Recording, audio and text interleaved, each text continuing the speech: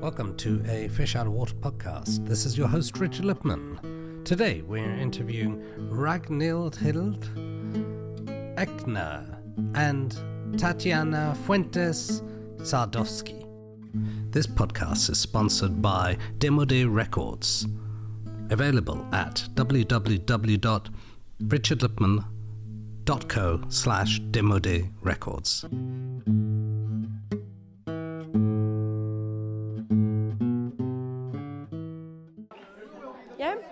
I can tell you about my breakfast. I ate some toast and drank a cup of coffee, slept quite well. Okay, tell us who are you? What do you do? My name is Ragnhild Ekner and I'm from Sweden, Gothenburg.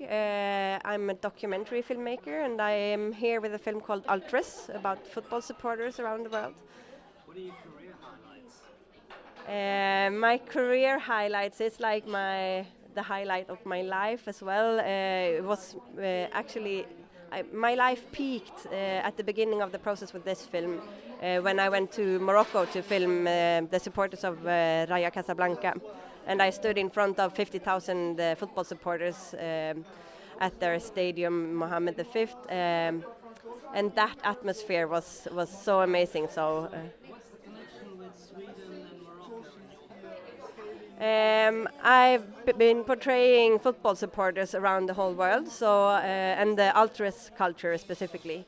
So I've been following ultras in 8 different countries around the world. How did you do that? I just went for it. It was a quite naive idea. It's hard to get into the ultras groups, but I just went for it. Started traveling and I wanted to give a filmic body to the energy that I experienced going to football matches. Did you get initial support with that? Yes, I made one feature documentary before this, and then it's always a little bit easier to get funding for the next one. And I got some money to make the first trip, and then we had to apply for more money after each trip. Were you alone? Did you film it as well? No, I had a small team. My last film was kind of an introverted film about a friend of mine who committed suicide, and this film I wanted to come out into the world and to work in bigger teams. So I had a small team. How do you get access to all these people? I mean, you're a woman, most football supporters are men, right? So Yeah, I would say being a woman actually helped. I think many people didn't see me as a threat, and they also noticed, I think, that I know the subcultural codes, and also that I'm very curious about the subject, and I didn't want to misportray it. It's a love letter to football fandom. And what did you get? What did you discover? A lot.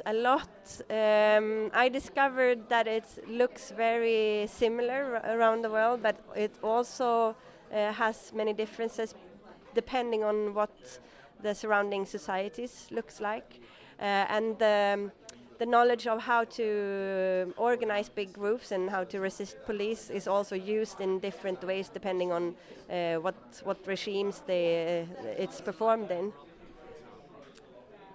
It was fantastic. There is no comparison to the Moroccan chants, I would say. They have really long chants that says a lot about their societies and their lives, and the power that those groups have is something that I didn't see anywhere else in the world. Like the power, the energy. I get goosebumps just talking about it now. It was fantastic, and the thing that they do, like in Egypt, for example, the ultras fronted the demonstrations during the Arabic Spring, and I think Morocco didn't have their Arabic Spring yet, and I think those ultras groups, they are scary for the Moroccan regime, so the regime tries to silence them in different ways. Recite the sound. Recite the sound. Sing it. No, it's impossible. You need to be 50,000 people.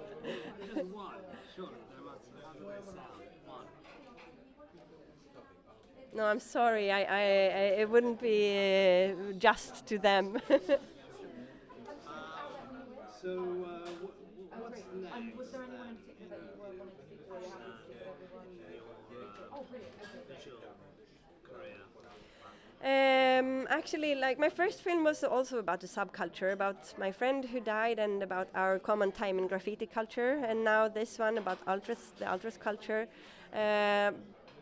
But outside of being interested in subcultures and a part of subcultures, I've also worked a lot with kids in kindergartens, and it would be nice, I think, to try to combine these two things and try to make a film together with kids. So that's the next plan for me. Yeah.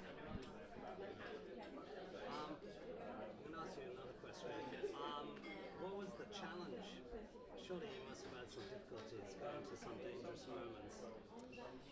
Yeah, the challenge was gaining the trust from people, and we succeeded with that in different ways, in different places. For example, I wanted for the whole process to go to Poland, and I tried to reach out through different social media to their ultras groups, but they didn't answer, or one time I got an answer and the answer was no.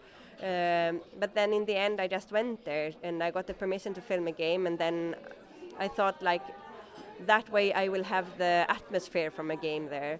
And when we were trying to check into the hotel, we were too early, and we just went for a walk, and I took a picture with my mobile phone on some ultra stickers on the wall. And next to the stickers was a man smoking a cigarette, and he was asking us what we were doing. And my cinematographer, who was from Poland, could explain for him what the film was about and what we were doing in Poland. And then he made a call, and the next day we had an interview. How did you weave it together as a story? You know, you got all this footage of, you said ultra groups? What was that? What is that?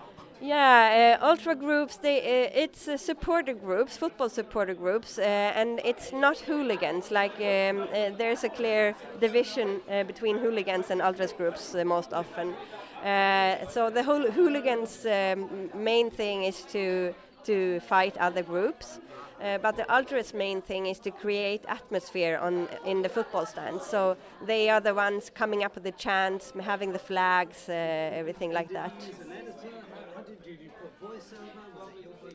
My voiceover is a red thread through the film, but then there's also the voices of football supporters on their own languages from all over the world. So, and it doesn't have like a classical narrative, so it's more like you dive deeper and deeper into the subculture.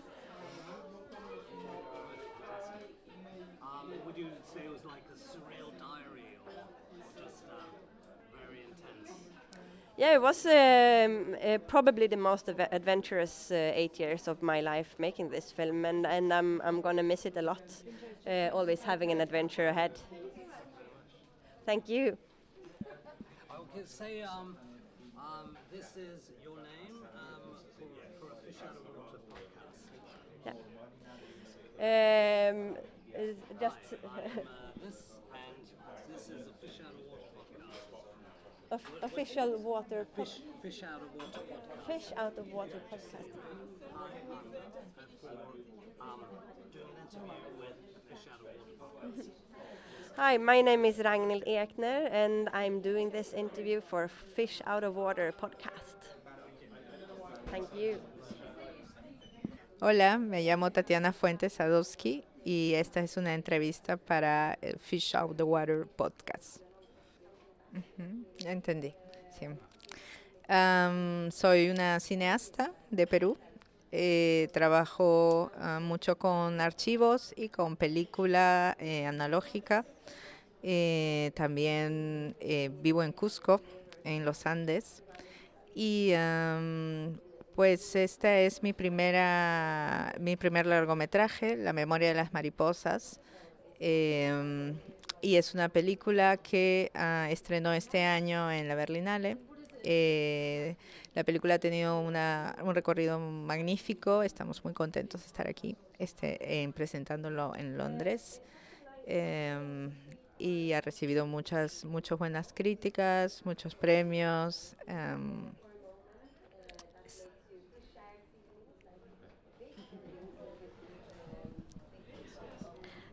I am a Peruvian filmmaker, and I work usually with archives, archival material and analog film. I live in Cusco, which is in the Andes, and I'm here with my first feature film, The Memory of Butterflies.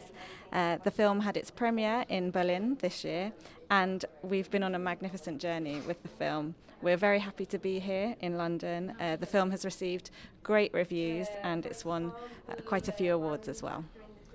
So the question is, how do you choose your stories? Creo que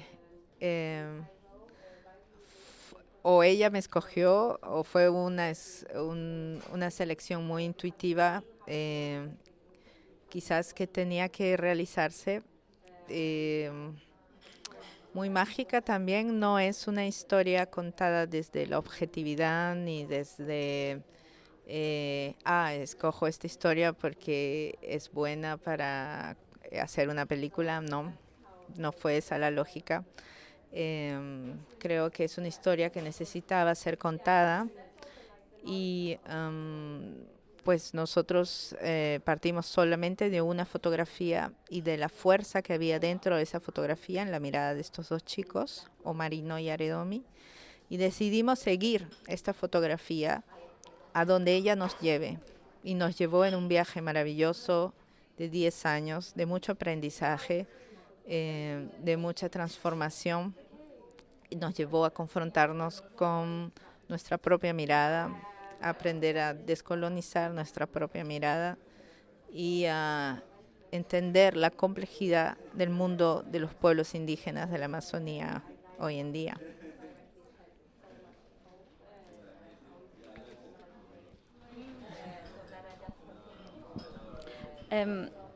I think it's a story that chose me rather than me choosing the story, or it was a very intuitive decision at least. I think perhaps this was a story that just needed to be told.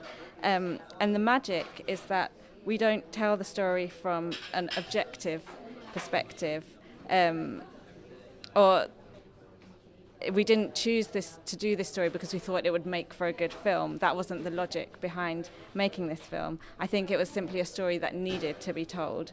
And we started with a photo, and it was the strength of the photo, the strength of the gaze of the two men in the photo of Omarino and Aredomi that really spoke to me. And we decided to follow this photo and follow the story of wherever it took us, and it took us on a wonderful 10-year-long journey, a journey of learning, of confrontation. It made us come face to face with our own gaze, our own perspective, and it also helped us to understand the complexity and the difficulties that Indigenous peoples are going through still today. Just before the end, can you tell us about that photo? Que cuente sobre la foto. Es la foto de Omarino y Aredomi. Son dos niños, un niño y un joven indígenas, Huitoto y Andoque, que vivieron la explotación de la época del caucho en la Amazonía. Ellos fueron traídos acá a Londres, por eso es tan importante este estreno esta noche. Y luego fueron llevados a Iquitos de regreso para ser sirvientes. Pero ellos buscaban la libertad y huyeron. Y la película reconstruye su historia y especula sobre sus futuros.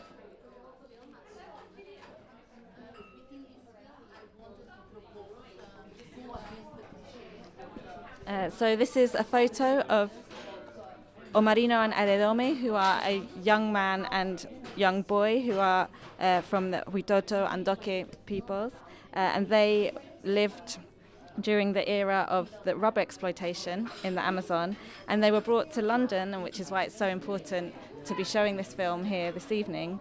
And then after that, they were taken back to Iquitos to work as servants, but they've managed to find their freedom. They fled the life of servitude, and this film tells their story and speculates about what might have been.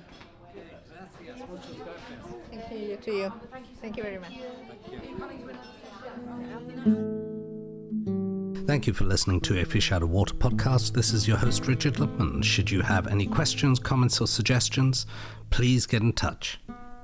This podcast is sponsored by Demo Day Records, available at www.richardlipman.co/demodayrecords.